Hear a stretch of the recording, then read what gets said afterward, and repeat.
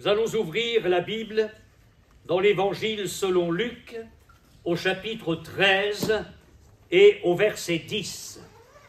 Évangile selon Luc, chapitre 13, verset 10.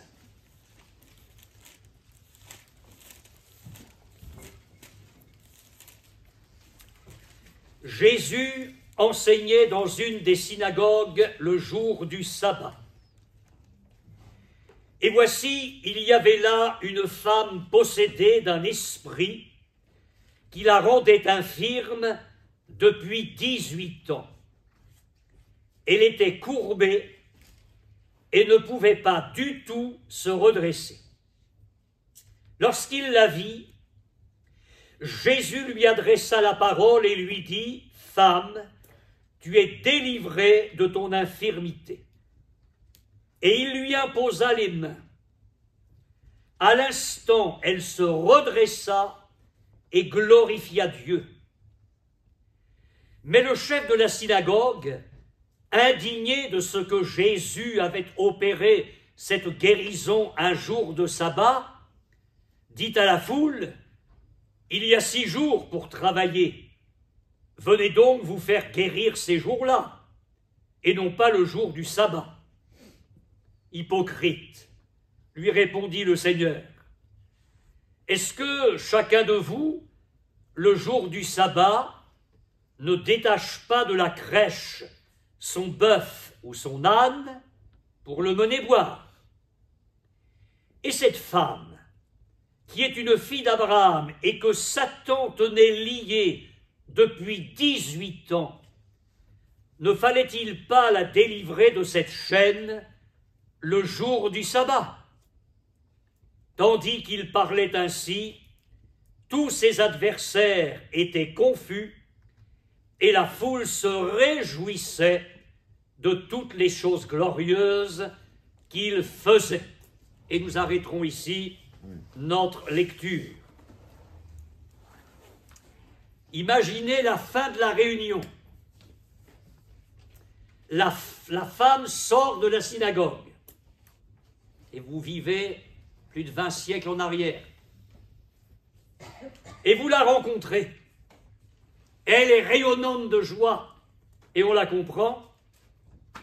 Et vous lui auriez posé la question, ou vous lui auriez dit, le diable n'existe pas. Ce ne sont que des idées humaines. Mais elle vous aurait parlé de ces longues années de souffrance, alors qu'elle était possédée d'un démon qui la rendait infirme depuis 18 ans. Si vous lui avez dit « Si Dieu existe, madame, il ne s'intéresse pas à nos problèmes, il est perdu dans les nuages, il ne s'intéresse pas à nos souffrances », mais elle vous aurait regardé très étonnée en disant « Mais Dieu vient d'intervenir dans ma vie. Je viens de l'expérimenter. J'étais malade et le Seigneur m'a guéri. » Si vous lui aviez dit « Jésus est une belle histoire pour faire rêver, l'Évangile c'est un conte de fées, mais tout ça c'est cousu de fil blanc, il n'y a rien de vrai là-dedans. » Mais elle vous aurait regardé avec pitié et elle vous aurait dit « Mais pour moi Jésus est une réalité. Je viens de le rencontrer, il vient de me guérir, il vient d'opérer un miracle dans ma vie. » Ce qui est intéressant dans ce récit, c'est qu'il a été rapporté par l'évangéliste Luc. Et vous savez qui était l'évangéliste Luc? C'était un médecin. Et il est intéressant que très objectivement, un médecin reconnaisse un tel miracle dans le corps d'une femme. Alors cet après-midi, mes amis, j'aimerais vous dire des choses très simples. Et tout d'abord, m'arrêter sur le premier mot de ce texte. En fait, c'est un nom, Jésus. Et Jésus signifie « Dieu est sauveur ». Et Jésus est venu comme le sauveur du monde. Des gens habitant un village et qui avaient vu la transformation qui s'était opérée dans une femme qui habitait le même village qu'eux, ont demandé à Jésus de venir. Et ils l'ont entendu pendant un jour ou deux. Et après, ils ont dit, nous savons qu'il est vraiment le sauveur du monde. Un homme qui avait suivi Jésus pendant quelques années et qui est devenu un disciple et même un apôtre, a écrit dans la Bible, « Nous avons entendu et nous attestons que Jésus est venu comme le sauveur du monde. » Écoutez encore un homme de la Bible qui était violent, blasphémateur, et dont la vie a été changée par le Christ. Il dit, c'est une parole certaine et entièrement digne d'être reçue, que Jésus-Christ est venu dans le monde pour sauver les pécheurs, dont je suis le premier. Jésus lui-même a dit que Dieu a envoyé son Fils dans le monde, non pas pour juger le monde, mais pour que le monde soit sauvé par lui. Et alors qu'il venait de transformer la vie d'un homme qui avait construit son existence sur l'argent, mais qui n'était pas heureux, quand cet homme a reçu le Christ dans sa vie, il a tout mis en ordre, il a complètement changé de vie. Et Jésus a dit, en parlant de lui-même, le Fils de l'homme est venu chercher et sauver ceux qui étaient perdus. Moi, je vous le dis, c'est presque un défi que je vous lance au niveau de la foi. Jésus est le sauveur de l'impossible. Amen. Jésus est le sauveur de l'irrémédiable. Et cet après-midi, je ne suis pas ici pour faire une réunion. Je ne suis pas un discoureur religieux. Je ne suis pas un prédicateur qui a des choses creuses à vous dire. Mais je vous apporte un message d'espérance. Amen. Adulte ou jeune, écoutez-moi bien, Jésus est celui dont vous avez besoin dans votre vie. Alors, puisque nous disons que ce premier mot est une espérance, Jésus, Dieu est sauveur, eh bien j'aimerais vous parler du sauveur. Amen. Le sauveur qui a parlé de la part de Dieu. Jésus enseignait, nous est-il dit au début de notre lecture. La Bible dit que dans ces derniers temps, Dieu nous a parlé par son Fils, Jésus-Christ. Des gens qui étaient venus à une réunion, mais pas du tout dans l'intention de se convertir. Ils étaient venus pour arrêter Jésus. Ils avaient reçu des ordres de leurs supérieurs. Puis ils ont écouté le Christ. Je ne sais pas s'ils étaient venus avec des monotes en ce temps-là, mais ils ont écouté le Christ. Ils l'ont écouté, ils ne l'ont pas interrompu, ils n'ont pas pu l'interrompre. Quelque chose était en train de pénétrer leur cœur. Ces hommes avaient entendu des politiques, ils avaient entendu des religieux, ils avaient certainement entendu des promesses, des programmes, mais ça, ils ne l'avaient jamais entendu. La réunion s'est terminée, ils sont repartis sans le Christ, ils ne l'ont pas arrêté. Et quand ils se sont retrouvés devant leurs supérieurs, ils leur ont dit, mais vous ne l'avez pas amené? Jamais homme n'a parlé comme cet homme. Le programme du Christ, il est dans ce livre que je tiens dans mes mains. Vous pourrez vous en procurer un exemplaire gratuitement à la fin de la réunion. Et franchement, je vous demande de le lire, très objectivement, que vous croyez ou non. Et vous verrez qu'il y a dans les paroles du Christ un programme qu'aucun politique, qu'aucun religieux, qu'aucun philosophe n'a jamais eu. Jésus répond à toutes nos questions.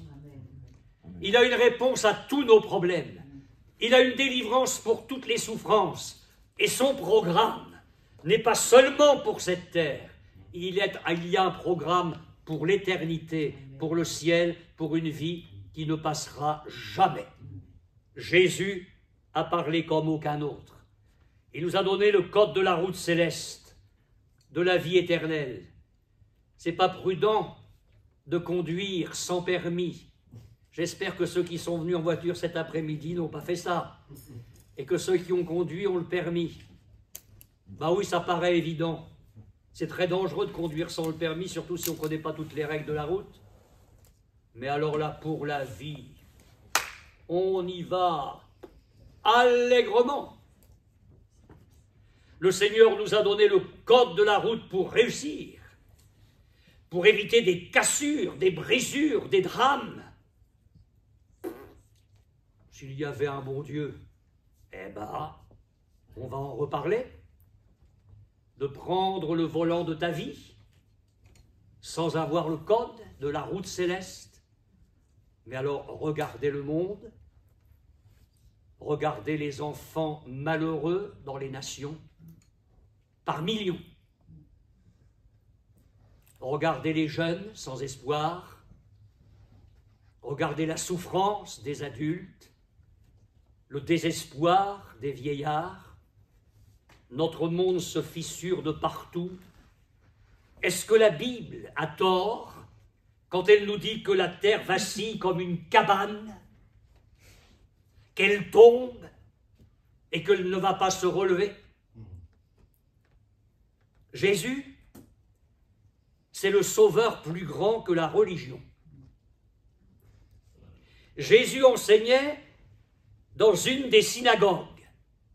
Et voici, il y avait là une femme possédée d'un démon qui la rendait infirme depuis 18 ans. On est dans une synagogue. Et il y a là le chef de la synagogue. Et vous avez remarqué que rapidement, au cours de la réunion, le cœur de cet homme se révèle. Un homme sans pitié, un homme sans compassion. Quand le Christ guérit cette femme, le chef de la synagogue, dit « il y a 6 jours pour travailler, venez donc vous faire guérir ces jours-là, mais pas le jour du Shabbat. » On sent un homme dont le cœur est sans pitié, sans compassion. Cette femme n'avait jamais trouvé la délivrance dans la synagogue. Mais ce jour-là, Jésus est là. Que les gens soient déçus par les religions et les sectes, je n'en doute pas un seul instant.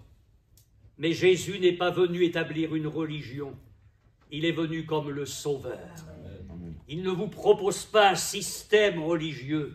Il vous offre le cœur de Dieu, la vie de Dieu, le secours de Dieu. Jésus, c'est le Sauveur qui détruit les œuvres du diable. Il y avait là une femme possédée d'un esprit qui la rendait infirme depuis 18 ans. Alors ça ne veut pas dire que quand on est malade, on a un démon. Ne me faites pas dire ça. Mais dans le cas de cette femme, c'était ça. Elle était possédée d'un démon, et il n'y a rien à attendre de bon ni du diable ni des démons, et ce démon la rendait infirme pendant 18 ans. Mais il y a dans ma Bible un message formidable, c'est que Jésus a paru afin de détruire les œuvres du diable. Un homme qui prêchait l'évangile dans la maison d'un gradé de l'armée romaine, et on a ça dans la Bible, à un moment donné, il a dit dans son message que Jésus était rempli de la puissance de Dieu son Père et qu'il allait de lieu en lieu faisant du bien, guérissant tous ceux qui étaient sous l'empire du diable. Lorsque nous étions dans l'est de la France, une femme est venue un dimanche après-midi à une réunion. Après la réunion, elle m'a demandé une visite. Je suis allé la voir.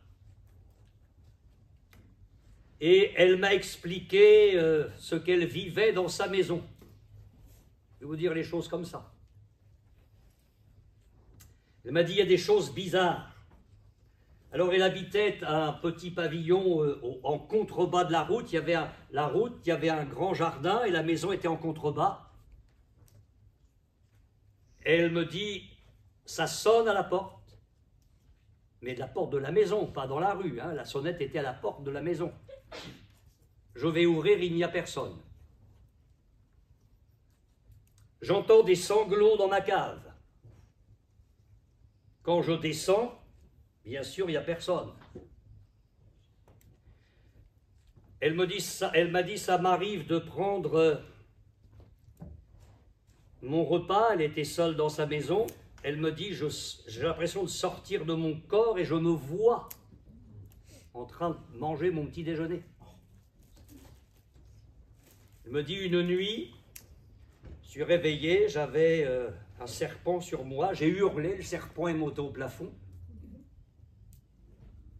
Mais d'une autre nuit, j'ai vu comme des êtres grands avec des grandes capes noires autour de mon lit, j'étais effrayé. Je me suis dit, ouf. Alors on a parlé. Cette femme était mariée, il y a eu divorce, elle s'est mise à vivre en adultère, et l'ancien mari, un ex comme on dit aujourd'hui, trafiquait avec les forces occultes. Moi je crois à ça parce que la Bible en parle et on a côtoyé des gens qui ont été victimes de choses comme ça. Alors je lui ai dit, madame, je ne peux rien pour vous. Puisque vous me parlez de votre vie, il faut que vous mettiez de l'ordre dans votre vie. Vous rompez avec votre amant, et puis après nous reparlerons de tout cela pour que Dieu puisse agir dans votre vie. Elle m'a dit, oh, ça va être difficile. Je dis, c'est votre problème. Vous me connaissez, c'est clair avec moi. Alors elle est venue. Je me suis dit, après ça, c'est qui tout doux, là, revient ou revient pas. Elle est revenue, est revenue, est revenue. Ça a duré plusieurs mois.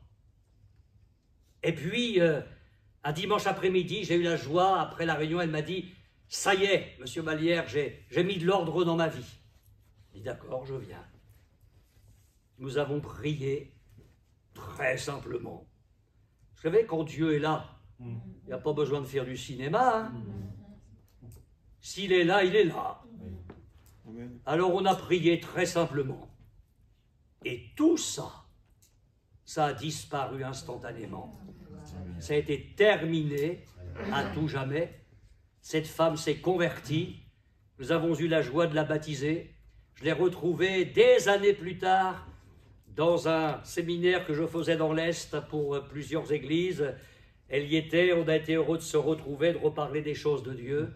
Ce que Jésus fait est magnifique. Il détruit les œuvres du diable. C'est pourquoi je vous dis, nos réunions ici resteront très simples. Ce qui m'intéresse, c'est ça. C'est ce que Jésus peut faire de magnifique et de glorieux. Et puis j'aimerais vous dire aussi que Jésus le Sauveur est plus grand que le temps qui passe et qui parfois n'arrange rien. Cette femme était infirme depuis 18 ans. Mais la Bible en parle comme d'une femme, pas comme d'une jeune fille. Donc je suppose qu'elle avait plus de 18 ans quand Jésus l'a rencontrée dans la synagogue et qu'elle n'avait pas ce problème-là dans sa vie depuis sa naissance.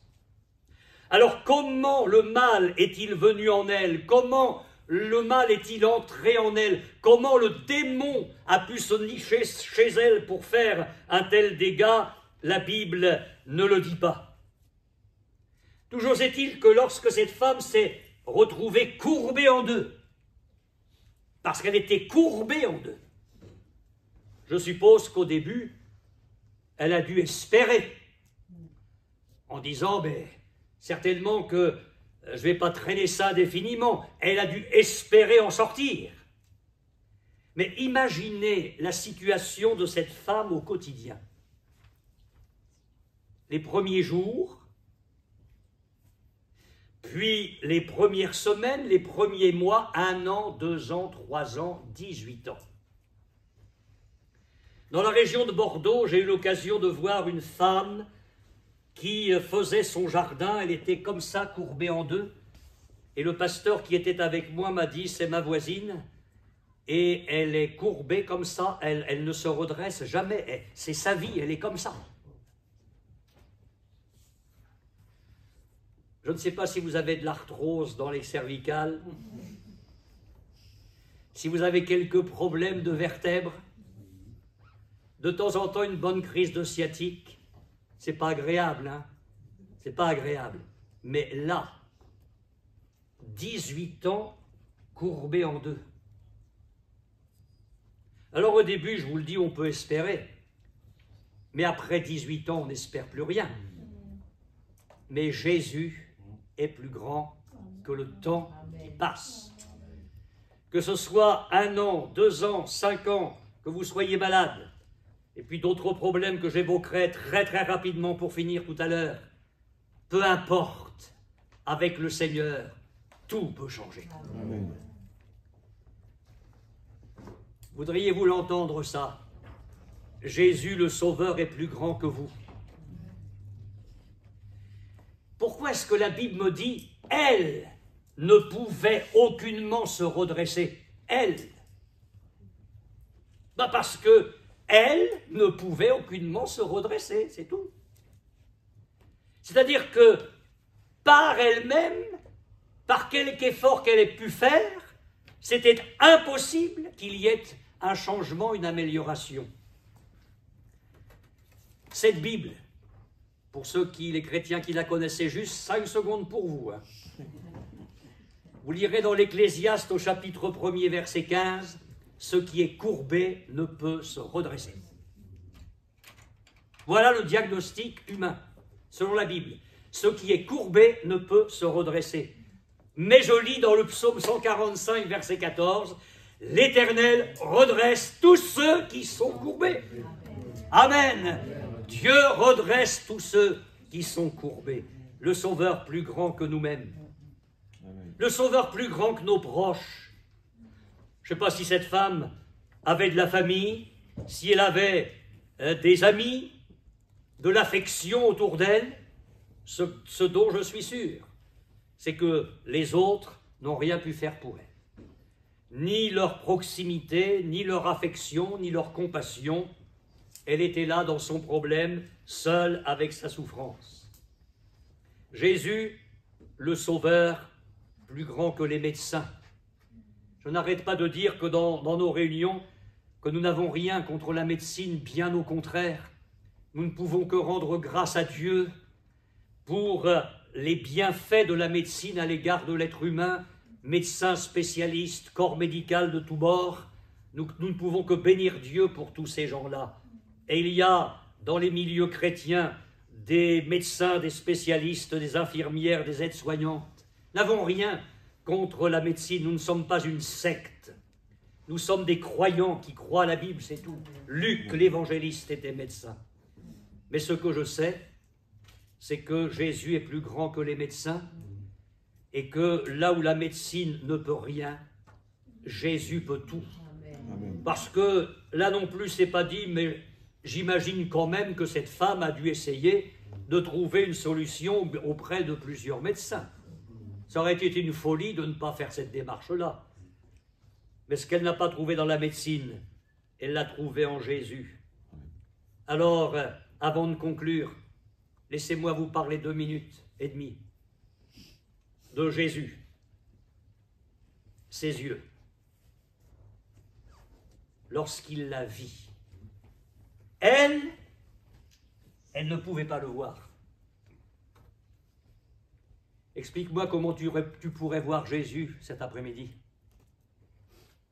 Mais lui te voit. Amen. Tel que tu es, avec tes réflexions, tes interrogations, tes luttes intérieures, ta souffrance. Il l'a vu. Je me réjouis de cette simple phrase, lorsqu'il la vit. Et je vous prêche l'évangile de tout mon cœur cet après-midi parce que j'ai cette conviction que Jésus vous voit. Il a compassion de vous. Il a eu compassion de cette femme. Et ce qui me plaît dans ce texte, comme quoi Dieu nous prend là où on est. Cette femme est dans la synagogue. Elle est courbée. Je ne sais même pas si elle peut voir Jésus. Ce que je sais, parce que sinon la Bible l'aurait dit, ce que je sais, c'est qu'elle n'a rien demandé. Elle n'a pas prié. Elle n'a pas fait une démarche auprès de Jésus, probablement parce qu'elle n'attendait rien. C'est Jésus qui a pris les devants. C'est Jésus qui l'a vu. Et quand bien même vous ne vous seriez jamais occupé de lui cet après-midi, il vous voit et il vous aime. Quand bien même vous n'auriez jamais prié de votre vie, eh bien Jésus veut quand même s'intéresser à vous et faire quelque chose dans votre vie. Permettez-moi de vous parler maintenant de la bouche de Jésus. Ah, j'aime cette petite phrase encore. Ceux qui me connaissent savent que j'aime bien décortiquer la Bible. Jésus lui adressa la parole. Tout à l'heure, c'était au début de la réunion dans le Shabbat, la synagogue, Jésus enseignait. Donc il ouvrait la bouche pour tous. Maintenant, c'est autre chose. Il parle pour une personne. Jésus lui adressa la parole. Et quand Jésus nous adresse la parole, c'est la parole de Dieu. Amen. Ce n'est pas la parole d'un homme, c'est la parole qui vient du ciel avec tout ce que cela signifie. Il s'agit là maintenant d'une parole personnelle. Je pense que beaucoup voudraient aujourd'hui qu'on leur adresse la parole. Des femmes délaissées par leur mari et qui se retrouvent seules. Des vieillards qui n'intéressent plus personne et qu'on oublie, simplement juste avant la mort pour récupérer quelque argent. Quelques personnes malheureuses qui gisent sur le trottoir de nos villes. Quel que soit leur parcours, ne les jugez pas. Ma femme le sait, souvent quand nous croisons des gens comme ça, je dis à ma femme, tu vois, cet homme-là, il y a des années en arrière, il est né comme un petit bébé comme les autres, dans une maternité. Pourquoi est-ce qu'il en est là aujourd'hui? Pourquoi est-ce qu'il en est là aujourd'hui? Alors oui, le Seigneur adresse la parole. Il établit un contact avec cette femme. Et cet après-midi, Dieu a des choses à vous dire et à faire dans votre vie. Alors là, après là, moi je ne peux pas vous expliquer les choses, hein, je peux vous les proclamer, c'est tout. On entre dans la folie de Dieu, qui est plus sage que les hommes, qui est merveilleuse. Il s'adresse à la dame.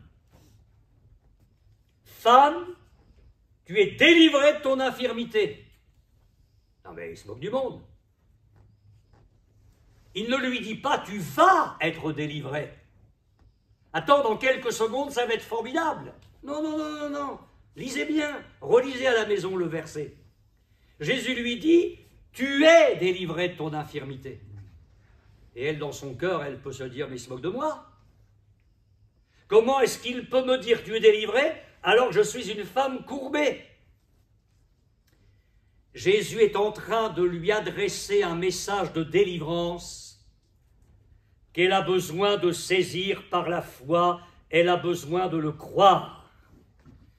Et permettez-moi de vous dire que à ce moment-là dans la synagogue, Jésus a dit une parole que personne n'aurait osé dire.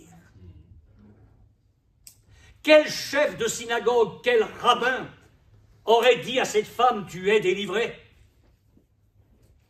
Quel médecin aurait dit à cette femme, tu es délivrée? Et quel voisin, quel ami, quel membre de famille aurait dit ça? Personne. Lui, il ose le dire. Et vous savez pourquoi il ose le dire? Parce qu'il dit et la chose arrive. Amen. Il n'attend pas qu'elle arrive pour le dire. Il le dit. Et si tu crois ce qu'il dit, ça va arriver.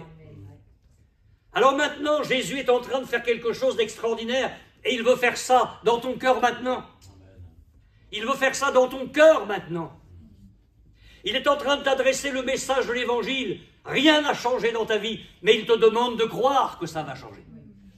Il t'adresse une parole qui est une parole de délivrance, de relèvement, de guérison, de consolation, de purification. Tu es venu à la réunion peut-être avec tes péchés, tes passions, ta boue qui est sale. Et Jésus dit, tu es délivré. Amen.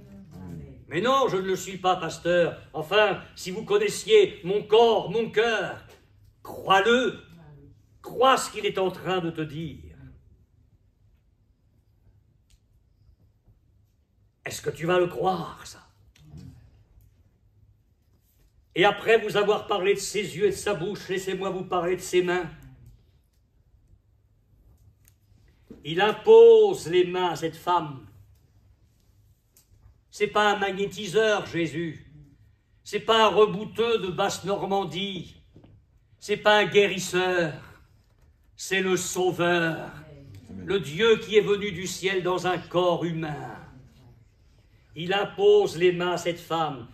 Et pour votre instruction, pour que vous sachiez ce que c'est que l'imposition des mains pour cet après-midi et pour toutes les fois où vous allez revenir, et j'espère que vous allez revenir, l'imposition des mains, c'est d'abord une identification avec la personne. Parce qu'au moment où Jésus impose les mains à cette femme, il fait corps avec elle. C'est comme s'il s'identifiait à sa souffrance, à son infirmité. Les pasteurs qui imposent les mains dans les réunions ne sont pas là pour faire du spectacle. Quand les mains d'un pasteur se posent sur quelqu'un qui vient là pour la prière, il doit s'identifier à la situation de la personne. Alors Jésus s'identifie à la détresse de cette femme, à toute sa souffrance depuis ces années, et il lui communique sa puissance de guérison. J'aime tous ces textes de l'Évangile où il est dit qu'une force sortait de lui et les guérissait tous. Et au moment où les mains de Jésus se posent sur cette femme, elle se redresse instantanément et elle est délivrée. Il fallait d'abord le croire. Si tu viens à la position des mains et que tu ne crois rien, il ne se passera rien. Il faut que tu crois qu'il y a dans le Christ tout ce dont tu as besoin. Alors la conclusion va être simple. À l'instant, elle se relève. Amen. Jésus ne dit pas, je vais te donner une adresse d'un kiné. Excusez-moi d'actualiser. Après quelques mois de séance, ça va peut-être aller mieux. Jésus délivre instantanément. Vous imaginez ça après 18 ans. 18 ans. Instantanément, cette femme se relève. Il n'est pas dit que le démon est sorti en criant. Il y a des fois ça s'est passé comme ça, mais là, je sais pas, elle se redresse, point final. C'est pas la peine de peindre des choses et des gens qui s'imaginent des trucs parfois étonnants. Non, elle se redresse instantanément. Ça veut dire quoi? Avant, elle ne voyait que le sol. Elle ne voyait que la terre. Maintenant, elle va voir devant. Elle va voir plus loin. Elle va pouvoir voir plus haut. Ce n'est pas une amélioration, c'est une délivrance. Elle glorifie Dieu. Donc il y a quelque chose qui est en train de se passer dans son cœur. Il y a plus qu'une guérison physique, il y a une relation qui s'établit avec Dieu. Alors moi je comprends les gens, parce qu'on a terminé avec ce verset-là, la foule se réjouissait de toutes les choses glorieuses qu'il faisait. Jésus est un sauveur glorieux. Cette femme était une prisonnière. Hein. Jésus parle d'une chaîne, elle était liée. Son infirmité faisait d'elle une prisonnière. Maintenant, elle est libérée. Vous allez dire, mais moi je suis venu à la réunion, pourquoi? Je suis un gars, une fille en pleine santé, je ne suis pas courbé, allez prêcher ça dans certains endroits. Oh, t'es pas courbé?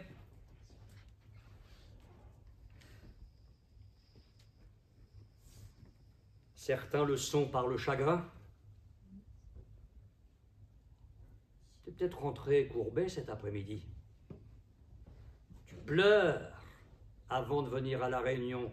Tu pleures pendant la réunion. Et si Jésus ne fait pas quelque chose là maintenant, tu vas pleurer tout à l'heure. courbés dans la dépression, où on ne voit plus que le sol, comprenez-moi, les idées noires, des idées de suicide. Et si on parlait du foyer, des foyers qui se courbent et qui volent en éclats? Si on parlait des vies courbées par l'alcool, des jeunes courbés par la drogue, des vies ruinées par le jeu, des vies ruinées par l'impudicité, la débauche sexuelle, alors on a nos palliatifs. Les soins palliatifs dans les hôpitaux, j'aime pas trop ça, ça sent la mort. Alors on divorce parce qu'on est incapable de redresser le foyer. On nie l'existence du péché, comme ça, on essaie de calmer la conscience. On banalise nos horreurs, où on se compare aux autres et on dit « je ne suis pas pire que l'un tel ou un tel ». Nous avons nos calmants, nous avons nos maisons de redressement, mais on ne redresse pas. Nous avons nos prisons, on enferme le crime, mais le crime est toujours là dans le cœur. La violence, on a tout cela. Moi j'aimerais vous dire que celui qui redresse, c'est le Christ. Amen. À l'instant, elle se redressa et elle glorifia Dieu. Je bénis Dieu pour les hommes délivrés de l'alcool instantanément dans nos réunions. Je crois ça. Je crois parce que je l'ai vu, que des jeunes esclaves de cocaïne, d'héroïne ont été délivrés instantanément, sans cure de redressement. Je l'ai vu, ça. Je crois aux maladies les plus graves que Jésus enlève instantanément. Ça aussi, je l'ai vu. Et si je n'avais pas vu tout cela, je ne vous prêcherais qu'une théorie cet après-midi, mais je suis fatigué de tout le reste.